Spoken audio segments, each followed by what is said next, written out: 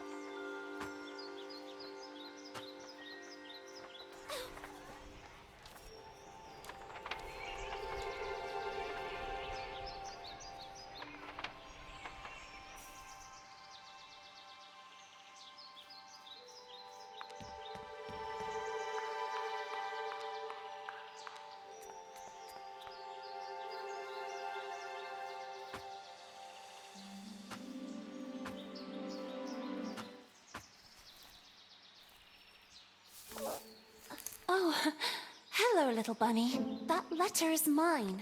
Could you... The sweet, bespectacled bunny ignored the little girl and took the letter with them.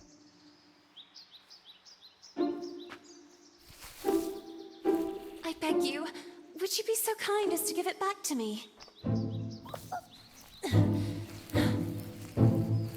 The little girl began to get impatient.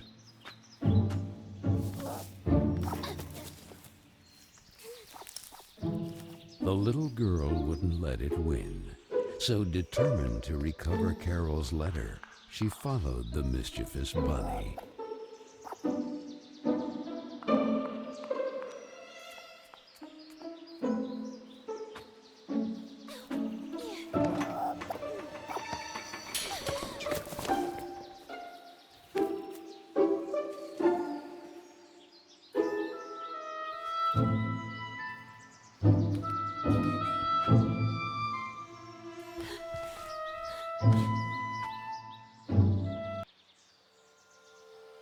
What place is this?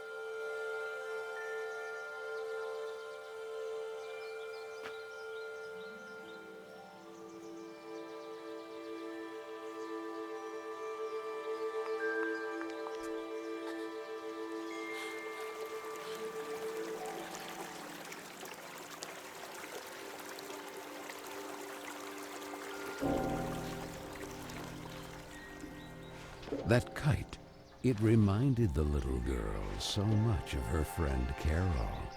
So free and graceful, yet tormented, as if by adverse currents, by the other girls at Bunny Hall. Oh, and who would you be? Have you perhaps seen a bespectacled bunny? Even the owl ignored her question and just stood there, staring at her, with those eyes, red like blood. But the little girl had no time to waste. She had to track down the bunny, and so she began to follow in its tracks.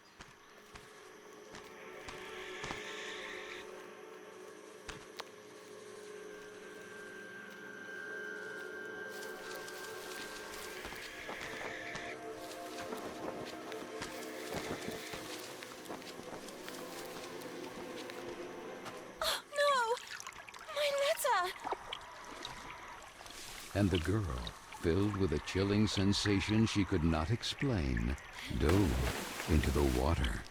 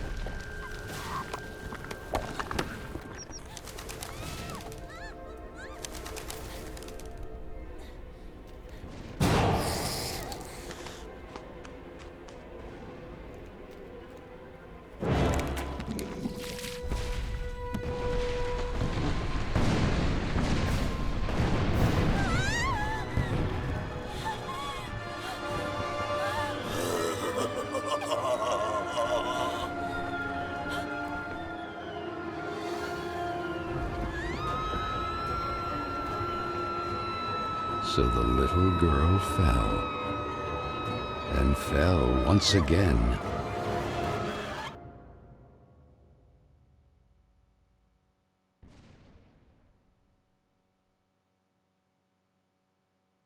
And while the man with the tar hat stood grinning, her thoughts drifted to that mysterious figure in the window of Bunny Hall, who silently stood watching her as she was swallowed up in her abyss. And this is how our story begins. A letter, a roar, then a daring plunge, and a little girl, too small and inadequate for that world of ash, tar, and cold of which she was a part. Miss Benton, I am pleased to note that my voice is so soft that it encourages restful sleep in class. Would you be so kind as to share your wisdom on today's topic with your fellow classmates? There was a man made of tar, an owl, and a bunny with glasses. Such impertinence. Home economics, ladies' etiquette. Chapter 9. Be always beautiful, perfumed, and impeccable. All of you young women of today are privileged to witness the deeds of the great men of your era. The grand discoveries, The phenomenon of industrialization. Progress. Soon you will be wives and then mothers of great men who will go down in history. And you, Miss Benton, make fun of it. This establishment, too, if events continue to transpire as hoped, will undergo important developments, and you will be the first to benefit from them. Why, ladies? A portion of Bunny Hall was conceded to a corporate collective in order to form a small branch, thereby taking advantage of the area's greatest resource, rabbits. This will not only bring new luster to the estate in this region, but also new jobs. Very good, Miss Vicky Trout. At the very least, Lana has grasped the rabbit matter. In this regard, our dear Frank reminds us that it is strictly forbidden to venture beyond the walls of the park. The disinfestation work will resume tonight after the strong winds of recent weeks.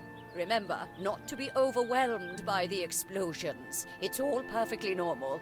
The soil is blasted with charges and the rabbits forced out of their burrows. Who did it? Lana! Miss Benton!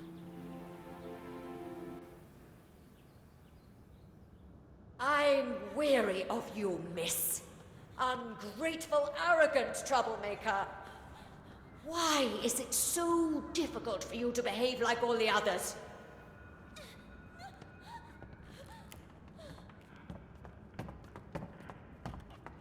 The clock is ticking furiously, and you are a woman now.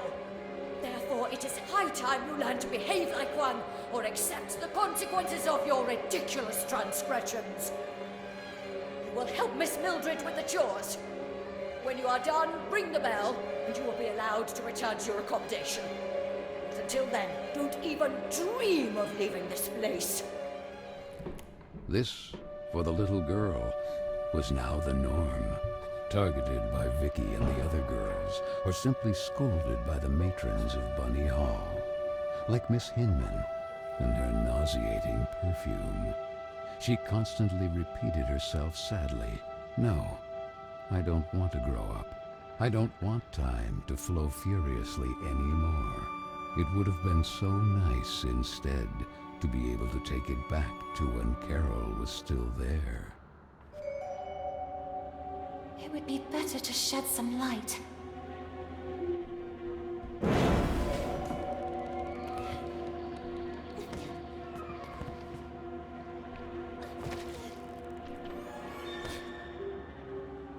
Where the heck did the broom go?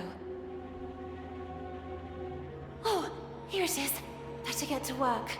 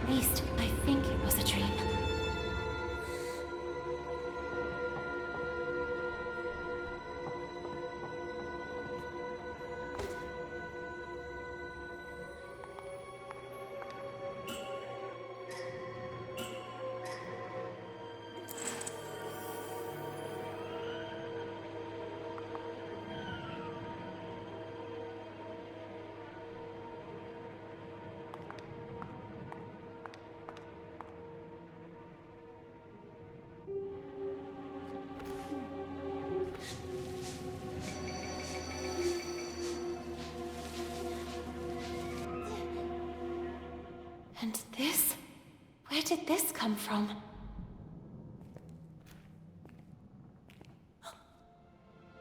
It looks like an old mailbox.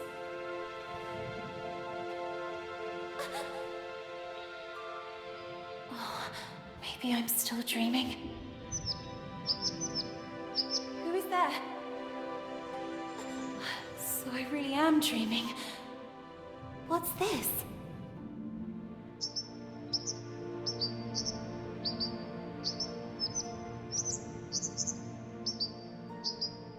Carola?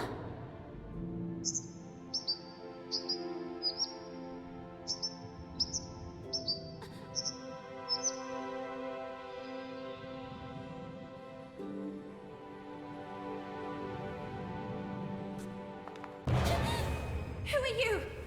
Stop!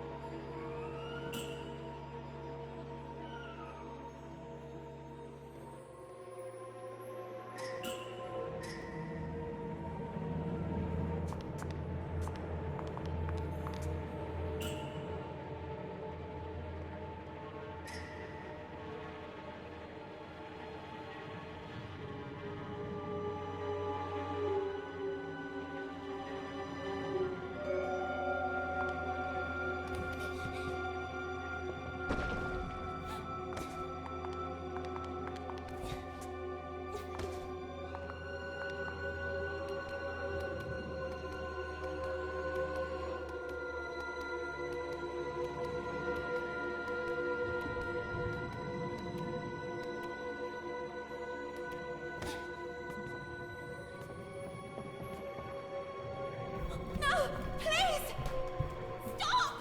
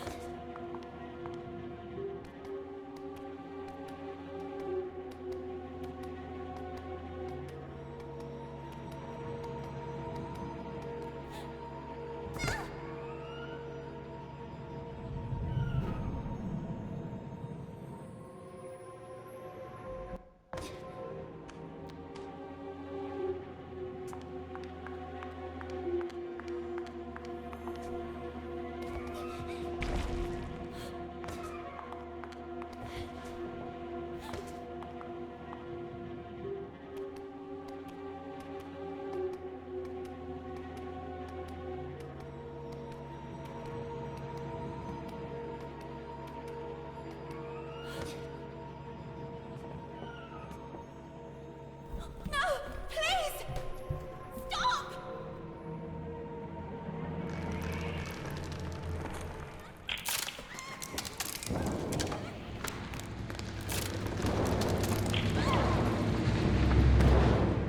Strange things are happening down here.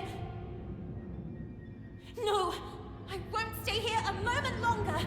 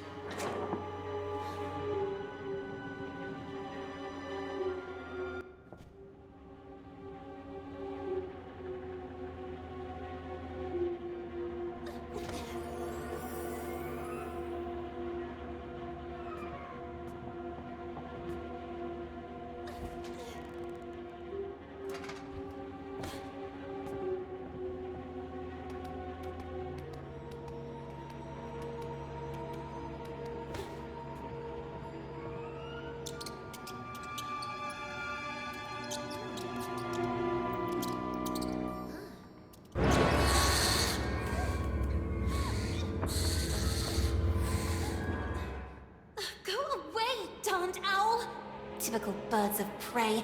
They're greedy for mice and other small rodents. I wonder if I can use that to my advantage.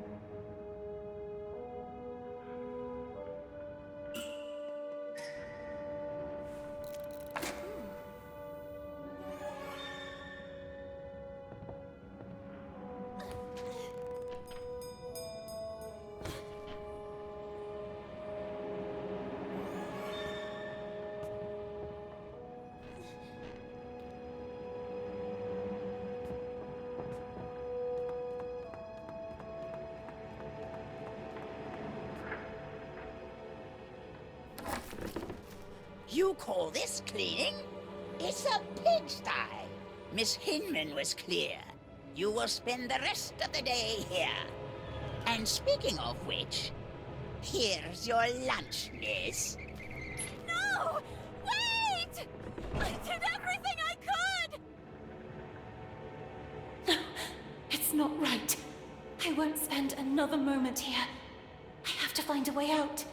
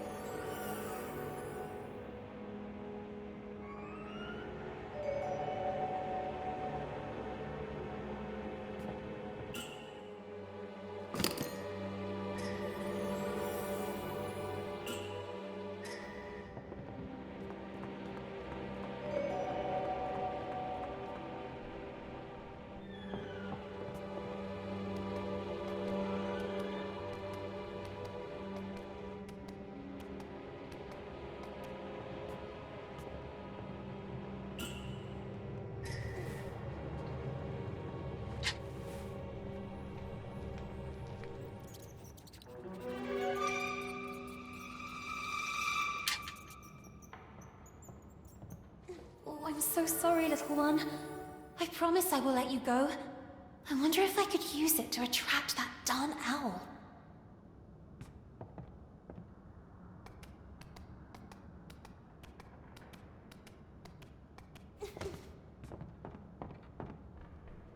Hey, ugly owl! That's what you want, isn't it? Mouse porridge! This way! Come on!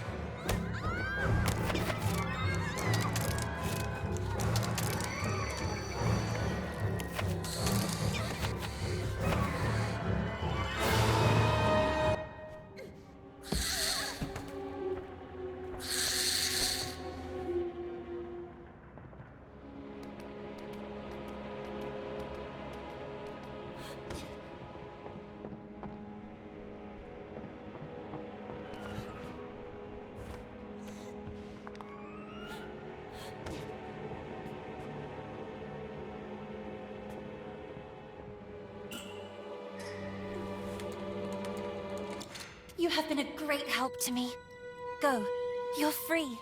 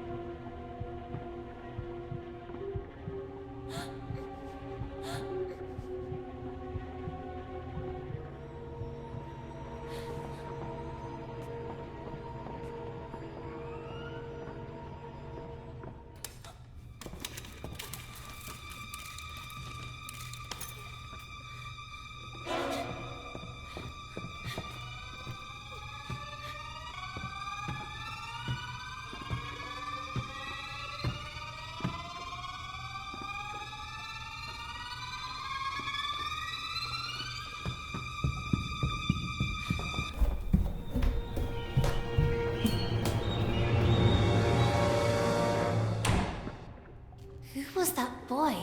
And what was he doing?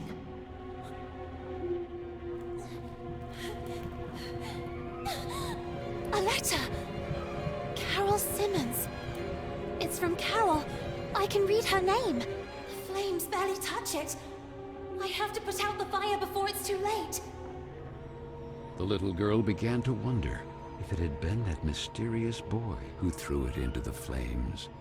But why? What was he hiding? And above all, who was he?